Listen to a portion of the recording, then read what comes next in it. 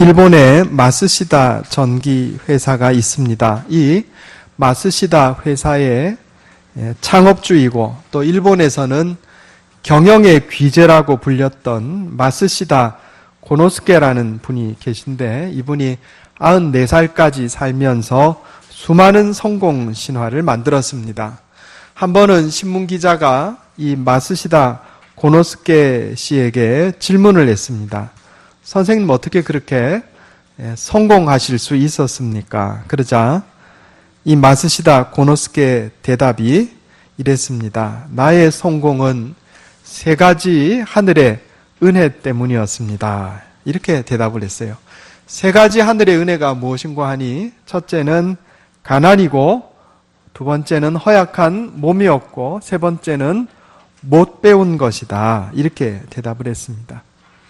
그는 10살 때 아버지가 사업 실패하시는 바람에 집안이 가난해졌습니다. 그래서 일찍 철이 들었다. 이것이 내게 복이 되었다. 이렇게 대답을 했습니다. 2번째는 몸이 약한 덕분에 항상 건강에 신경을 썼고 늘 이렇게 조심하면서 건강에 신경을 쓰면서 살았기 때문에 장수할 수 있었다. 이렇게 대답을 했어요. 3번째로 초등학교 4학년 때 10살 때 집이 망하는 바람에 초등학교를 중퇴하고 자전거집 점원으로 일했는데 오히려 이처럼 못 배웠기 때문에 더 열심히 일해서 성공할 수 있었다. 이렇게 대답했다고 그럽니다. 우리는 보통 내가 원하는 대로 다 이루어지고 편안한 삶을 살 때 기쁨을 누리고 이것을 하나님의 은혜라 이렇게 생각을 합니다. 반대로 내가 원하는 바가 이루어지지 않고 고난이 계속될 때 이것을 불행이라고 생각하고 하나님의 은혜가 떠나갔다고 여기고 상심하는 경우가 많습니다. 그러나 주님을 바로 믿고 신실하게 사는 성도들은 남이 볼 때 불행으로 여겨지는 일이라 할지라도 오히려 그 안에 숨어 있는 하나님의 심오한 은혜를 깨닫게 된다 하는 겁니다. 이 오늘 우리에게 주시는 하나님의 말씀에는 사도 바울의 놀라운 신앙 고백이 들어 있습니다. 우리가 잘 아는 말씀이에요. 사도 바울에게 가시가 있었다. 육체에 가시가 있었다. 이렇게 성경은 기록합니다. 그리고 하나님께 이것을 제거하게 해달라고 3번 기도했는데 하나님께서 그 기도를 들어주지 않으셨다. 그런데 그것이 은혜였다 하는 것이 오늘 본문 말씀의 내용입니다. 우리 오늘 본문 말씀을 통해서 하나님의 심오한 은혜를 깨닫기 원합니다. 여기 심오하다 하는 이야기는 깊고 오묘하다 이런 말입니다. 깊고 오묘하다. 무엇이 하나님의 깊고 오묘한 은혜인가? 첫 번째로 가시 주신 것이 심오한 은혜입니다. 한번 따라해 보겠습니다.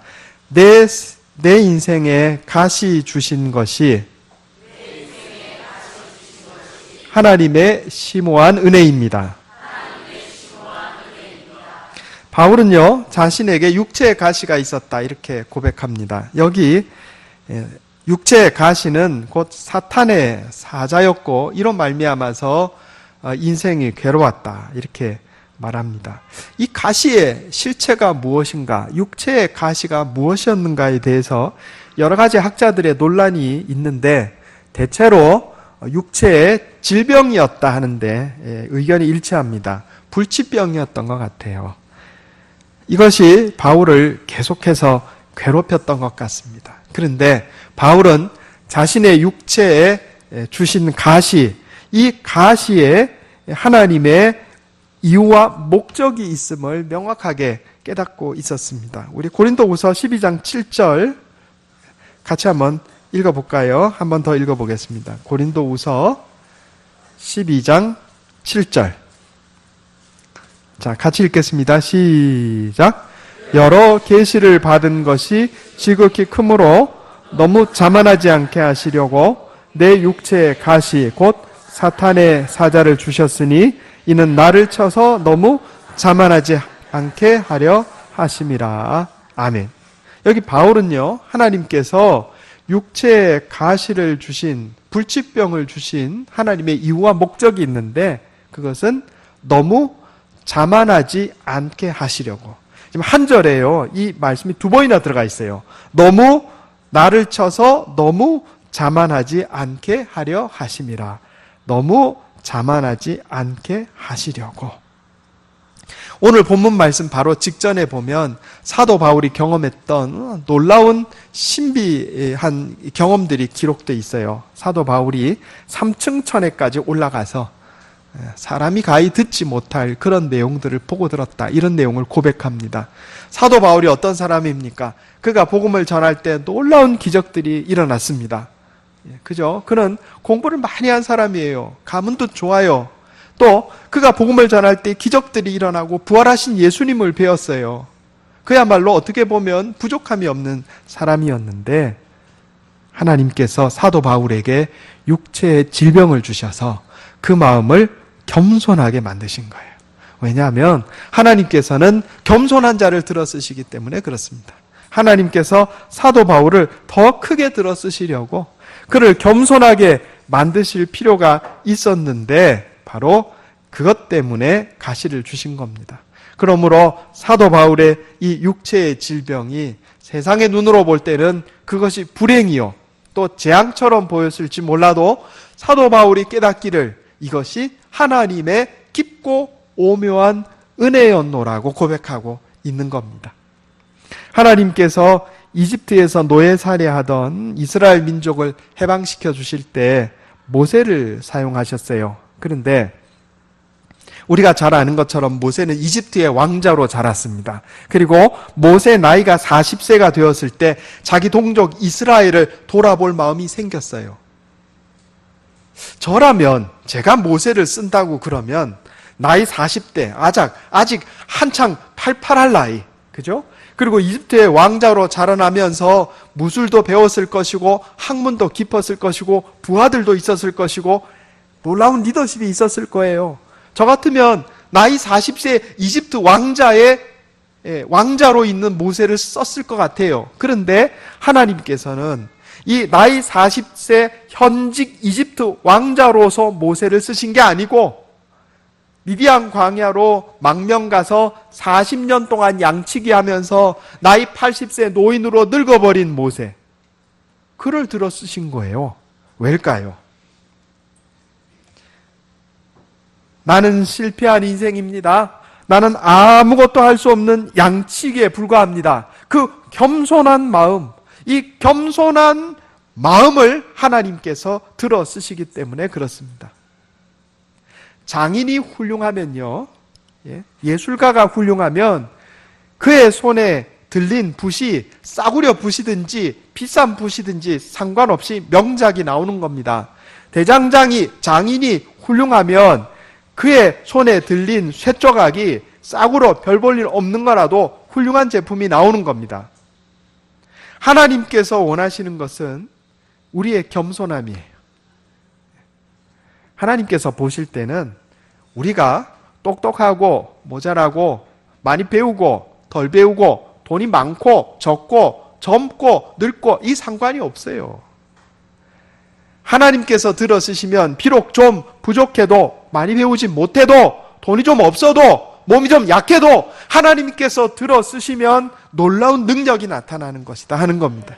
하나님께서는 사도 바울이 하나님께서 들어 쓰시기에 좋은 사람, 겸손한 사람 되기를 원하셨어요. 그래서 바울에게 가시를 주셨던 겁니다.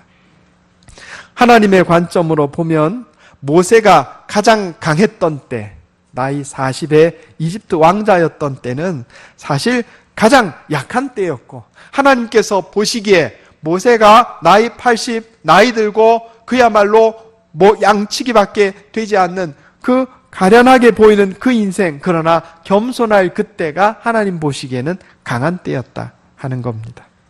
바울에게 있어서 육체의 가시가 하나님의 심오한 은혜였다면 모세에게 있어서는 미디안 광야에서의 40년 목동 생활이 하나님의 심오한 은혜였습니다.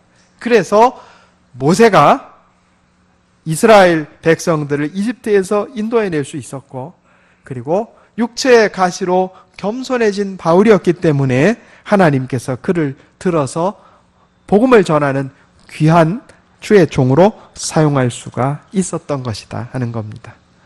여러분, 하나님께서 내게 주신 심오한 은혜가 무엇인지 한번 생각해 봅시다. 하나님께서 내게 주신 육체의 가시가 무엇인지 한번 생각해 보시기 바랍니다. 두 번째는 간구를 거절하신 것이 하나님의 심오한 은혜였습니다. 따라해 보겠습니다.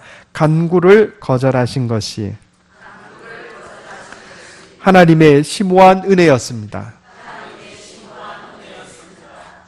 아동심리학에 따르면 부모가 일찍 죽어서 성장한 아이보다 부모가 피치 못할 사정으로 이혼을 하거나 또는 보살필 수 없는 상황이 되어서 고아원에 맡겨진 아이의 상처가 더 크다고 그럽니다. 왜 그런가 하면 부모가 먼저 돌아가신 것은 할 수 없는 거잖아요. 그러나 살아있는데 보살핌을 받지 못했을 때 이 거절당했다고 하는 이 배신감이 평생의 상처가 된다 하는 겁니다. 기도는 어떻겠습니까? 우리가 오랫동안 간절히 하나님 앞에 기도했습니다. 금식하고 작정 기도를 했어요. 그런데 하나님께서 거절하셨단 말이에요. 여러분, 이럴 때 우리 마음에 상처받지 않겠습니까? 우리 필생에 기도 제목 놓고 기도한 적 있잖아요. 그런데 여러분 거절당하신 적 있죠? 하나님께서 안 들어주신 적 있을 겁니다. 그게 상처가 되지 않나요? 이 상처가 때로는 하나님에 대한 원망으로, 그것이 발전하면 믿음의 길을 떠나게 할 수도 있습니다. 오늘 본문 말씀에 보면 사도 바울은요, 이 육체의 가시인 질병을 제거해달라고 하나님께 3번이나 간구했어요. 바울이 어떤 사람입니까? 그 신앙의 깊이와 그 열심이 우리가 따라갈 수 없는 사람이에요. 3번 기도했다 그러면 기도 시작했다, 기도 끝났다, 이렇게 3번 기도한 게 아닐 거예요. 그죠? 이게 아니고 적어도 3주 이상 금식하면서 하나님 앞에 간절히 매달린 것이 3번 이상일 거란 말이에요. 그런데 처음 기도했을 때, 첫 번째 기도했을 때 하나님 침묵하고 응답이 없으셨어요. 두 번째 기도했는데도 하나님 응답이 없으셨어요. 세 번째 간절히 기도했는데 하나님의 대답이 뭡니까? 안 된다 했어요. 안 된다. 거절이에요. 그런데 바울은 그 안에서 하나님의 은혜와 사랑을 발견합니다. 하나님의 음성을 들어요. 내 은혜가 내게 족하도다. 이는 내 능력이 약한 데서 온전하여짐이라. 우리가 아이들 키울 때요, 자녀 키울 때 애들이 해달라는 대로 다 해주나요? 아니죠. 그럼 아이 망치는 겁니다. 그죠? 때로는 들어줄 때도 있지만 때로는 거절할 때도 있는 겁니다. 우리가 하나님의 그 깊으신 뜻을 다 알지 못해요. 내가 하나님 앞에 간절히 원하는 거라도, 그야말로 목숨 걸고 주님 앞에 기도했던 기도 제목일지라도 하나님께서 거절하실 때도 있는 거예요. 우리 수요일 날 공부했던 것처럼 하나님은 기도 자동 응답기가 아니에요. 기도만 하면 그대로 척척 들어주시는 기도 자동 응답기가 아니라고요. 하나님께서는 우리의 모든 상태를 살펴보시고 기도를 들어서 허락해 주실 것은 허락해 주시고 거절할 것은 거절하신단 말이에요. 내 현재의 생각으로는 도저히 이해가 안 돼도 그것이 하나님의 은혜요, 하나님의 사랑의 표현이라는 겁니다. 내가 구하는 대로 다 이루어진다고 그게 복이 되는 게 아니에요. 때때로 하나님이 거절하신 것이 복이 될 때도 많다 하는 겁니다. 우리 성경 한번 찾아보겠습니다. 유명한 말씀입니다. 민수기 11장 31절.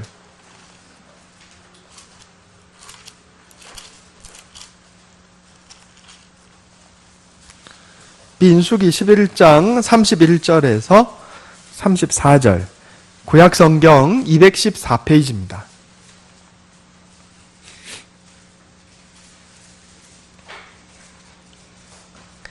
민수기 11장 31절에서 34절, 구약성경 214페이지입니다. 제가 읽겠습니다. 바람이 여호와에게서 나와 바다에서부터 메추라기를 몰아 진영 곁 이쪽 저쪽 곧 진영 사방으로 각기 하룻길 되는 지면 위 2규빗쯤에 내리게 한지라. 백성이 일어나 그날 종일 종야와 그 이튿날 종일토록 메추라기를 모으니 적게 모은 자도 10호멜이라. 그들이 자기들을 위하여 진영 사면에 펴두었더라. 고기가 아직 이 사이에 있어 씹히기 전에 여호와께서 백성에게 대하여 진노하사 심히 큰 재앙으로 치셨으므로 그곳 이름을 기브롯 핫다와라 불렀으니 욕심을 낸 백성을 거기 장사함이었더라. 아멘. 이스라엘 백성들이 광야 생활할 때 먹을 것이 없어서 배가 고팠어요. 그래서 하나님 앞에 기도하니까 하나님께서 만나를 내려주셨습니다. 우리가 잘 아는 내용이죠. 그런데 만나를 먹고 배불렀는데도 이제는 배가 부르니까 고기 생각이 났어요. 이집트에서 죄짓고 살 때도 하나님 섬기지 않고 우상 숭배하고 죄짓고 살 때도 고기와 부추와 마늘 먹고 잘 살았는데 이게 뭐냐 이게 지금 광야에서 이래 불평했다고요. 그러니까 하나님께서 이스라엘 백성들에게 고기를 먹게 해주셨는데 지금도 메추라기 떼가 이렇게 바다를 건너가는데 이 홍해를 건너가면요 힘이 없어가지고 그 바닥에 후루루 떨어진답니다. 그래서 한참 동안 쉬었다가 정신 차려야 다시 날아간대요. 그런데 하나님께서 이스라엘 백성들에게 이 메추라기를 바람을 보내서 메추라기를 보내주신 거예요. 그 고기를 얻었는데 오늘 민수기 11장 33절에 뭐라고 돼 있어요? 고기가 아직 이 사이에 있어 씹히기 전에 여호와께서 백성에게 대하여 진노하사 심히 큰 재앙으로 치셨으므로. 자, 고기 먹고 싶다는 이스라엘 백성들의 간구를 하나님께서 들어주신 것이 복이 되었습니까? 재앙이 되었습니까? 재앙이 됐어요. 그러니까 내 인생 내가 원하는 대로 다 된다고 그게 다 복이 아니란 말이에요. 반대로 내가 하나님 앞에 간절히 구했어도 하나님이 거절하실 때가 있는데 그것이 하나님의 은혜요, 사랑의 표현이요, 내 인생의 복이 될 때가 많음을 우리가 기억해야 하겠습니다. 사도 바울은 그것을 알았어요. 이게 하나님의 은혜요, 하나님의 사랑인 것을 알았다 하는 겁니다. 세 번째로 수고를 많이 한 것이 하나님의 심오한 은혜였습니다. 따라해 보겠습니다. 수고를 많이 한 것이 하나님의 심오한 은혜였습니다.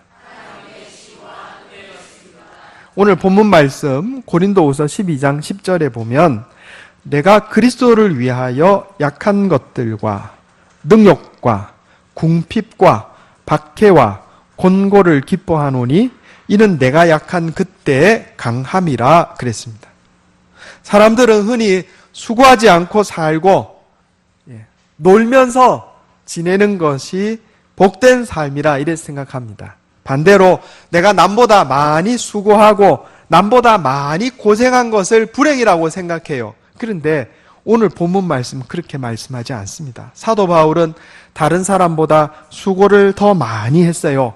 고생도 더 많이 했어요. 그런데 이것이 하나님의 은혜였다고 지금 고백하고 있는 겁니다. 사실 사도 바울의 수고로운 삶은 이만저만한 것이 아니었어요. 고린도후서 11장 23절에 보면 내가 수고를 넘치도록 하고 옥에 갇히기도 더 많이 하고 매도 수없이 맞고 여러 번 죽을 뻔하였다. 또 11장 27절에 수고하며 애쓰고 여러 번 자지 못하고 줄이며 목마르고 여러 번 굶고 춥고 헐벗었노라. 3번 태장으로 맞고 3번 파선하고 일주야를 깊은 바다에서 지냈고 강의 위험과 강도의 위험과 동족의 위험과 이방인의 위험과 바다의 위험과 광야의 위험과 거짓 형제의 위험을 다 당했다 지금 이렇게 고백해요. 상식적으로 생각해보면 사도 바울은 이런 삶을 살면 그 마음속에 트라우마가 많이 생겨야 정상입니다. 그죠? 그런데 사도 바울은 오히려 자신이 수고를 많이 하고 고생하고 다른 사람보다 고생 많이 한 것이 하나님의 은혜였다 지금 고백하고 있어요. 우리도 생각 바꿔야 돼요, 여러분. 내가 다른 사람보다 고생 많이 한 게 억울합니까? 내가 다른 사람보다 수고 많이 한 것이 억울한가요? 그리고 다른 사람 원망합니까? 내가 내 남편 때문에 고생을 많이 해서 억울한가요? 내가 내 아내 때문에 수고 많이 해서 억울한가요? 바울은요, 억울하게 생각 안 했어요. 이게 하나님의 깊고 오묘한 은혜였도다 이렇게 고백하고 있다고요. 제7대 유엔 사무총장을 역임하고 2001년도에 노벨 평화상을 수상한 코피 아난이라는 분이 있습니다. 여러분 많이 들어보셨을 거예요. 이분 오래 하셨기 때문에 이름이 좀 귀에 익죠. 코피 아난 유엔 사무총장. 이분이 자신의 성공 이유를 묻는 기자의 질문에 이렇게 대답을 했습니다. 기자 양반, 저는 어렸을 때 조지아주에 있는 아틀란타 야구장에서 신발을 닦는 소년이었습니다. 신발 닦기였단 말이에요. 어느 날 마침 야구 감독님의 신발을 닦게 되었는데 내가 그 감독님에게 오랫동안 궁금했던 것을 물어보았습니다. 감독님, 어떻게 해서 야구공은 저렇게 멋지게 포물선을 그리면서 멀리까지 날아가나요? 그러니까 이 감독님이 신발 닦는 소년 코피 아난에게 이렇게 대답했다 그럽니다. 야구공을 보거라. 거기에는 실로 꿰맨 자국이 있다. 그 실로 꿰맨 자국, 그 상처가 있기 때문에 야구공이 더 멀리, 더 높이 날아간단다. 이렇게 대답했대요. 야구를 좀 해보신 분은 알겠지만은 이 야구공 보면 여기 실로 꿰매 놨습니다. 가죽을. 기술이 없어서 그렇게 해놓은 게 아니에요. 그 실로 꿰맨 자국이 있어야 투수가 공을 던질 때 요 공을 빠르게도 하고 느리게도 하고 왼쪽으로 커브도 틀고 오른쪽으로 커브도 틀고 가다가 뚝 떨어지게도 만들고 요게 요 실밥이 있어야 그게 돼요. 그거 없으면 그렇게 조정할 수가 없습니다. 그 야구공은요, 그 꿰맨 자국이 있어야 투수가 공을 마음대로 조정할 수 있고 꿰맨 자국이 있어야 멀리 높이 날아가는 거예요. 그런데 코피 아난, 어린 코피 아난이 그 말을 마음에 새겼어요. 그렇구나. 내 인생의 이 불우한 가정 환경이 가난하고 못 배우고 못난 나의 이 모습이 내 인생의 악조건이 아니라 이것이 하나님의 은혜로구나.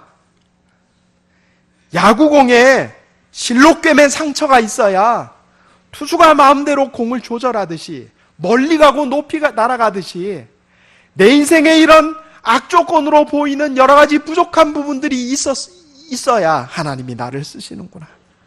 코피 아난이 그래서 유엔 사무총장까지 되었다는 겁니다.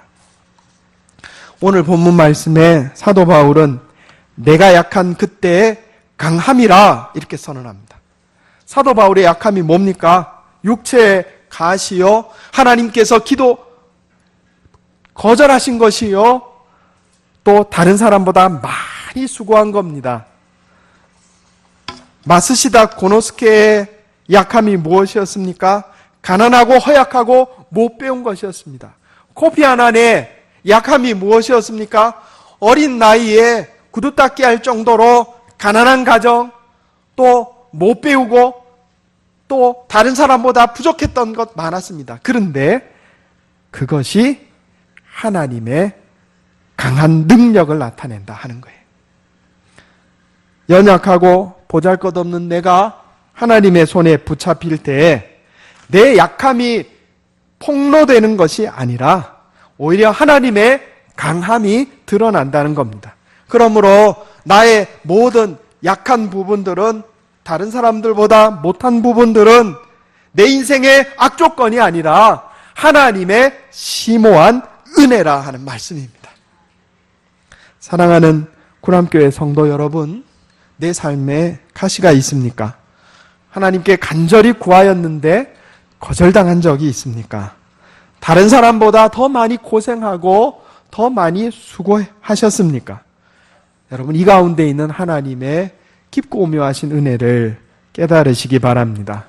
그래서 사도 바울처럼, 또 마스시다 고노스케처럼, 코피 아난처럼 우뚝 서서 빛을 발하는 자가 되어 하나님께 영광 돌리고 인류에 공헌하는 복된 인생 사시기를 예수님의 이름으로 축원합니다. 기도하겠습니다. 하나님 아버지 감사합니다. 내 인생의 약한 부분들이 내 인생의 악조건이 아니다. 오히려 하나님의 깊고 오묘하신 은혜임을 깨닫게 해주시니 감사합니다. 가시 주신 것이 하나님의 심오한 은혜입니다. 내 간구를 거절하신 것이 하나님의 심오한 은혜입니다.